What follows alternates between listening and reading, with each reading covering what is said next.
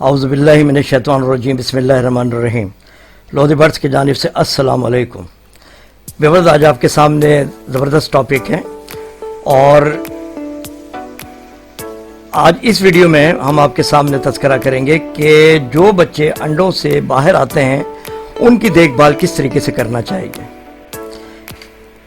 Viewers, farming में बेहतर result हासिल करने के लिए एक बात ध्यान में रखिएगा कि आपने जो भी बर्ड रखे हुए हैं, जब उनके बच्चे अंडों से बाहर निकलते हैं तो उनको आपने चेक भी करना है कि आया वो किसी तकलीफ में तो मुब्तला नहीं है, आसपास उनके कीड़े मकोड़े तो नहीं हैं। तमाम चीज़ों को आपने मद्देनज़र रखना है, तभी आपको अच्छा रिजल्ट मिलेगा। इस वीडियो को लाइक करें, लोधी बर्ड्स को सब्सक्राइब करें और इस बेल आइकन को ज़रूर क्लिक करें कि आपको आने वाली तमाम वीडियोस की अपडेट मिलती रहे।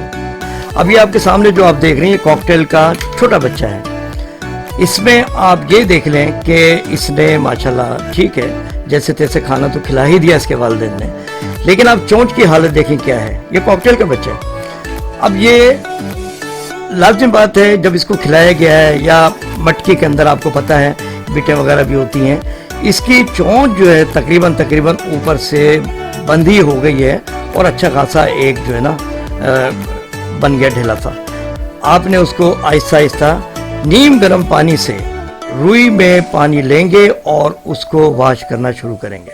जल्दबाजी में आपने वॉश नहीं करनी है, क्योंकि इसकी चोंच जो है वो अभी मजबूत हड्डी की शक्ल इख्तियार नहीं की उसने। ऐसा ना हो कि आप ज़बरदस्ती करें, पता उस बेचारे की चोंच ही टूट गई, ऐसा ना हो। आपने पहले उसको नरम कर लेंगे, जिस तरह कि मैंने नीम गर्म पानी से रुई के एक फायर बनाया और इसके बाद उसकी चोंच पर लगाया।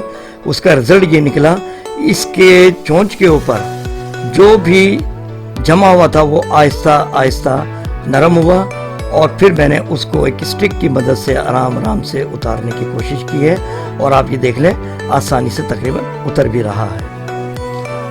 अब अगर मैं सपोज ये चीज़ें वॉच ना करता तो पॉसिबल है कि आने दिनों में ये मुझे जिंदा ही नज़र ना आता, इसकी डेथ हो चुकी होती।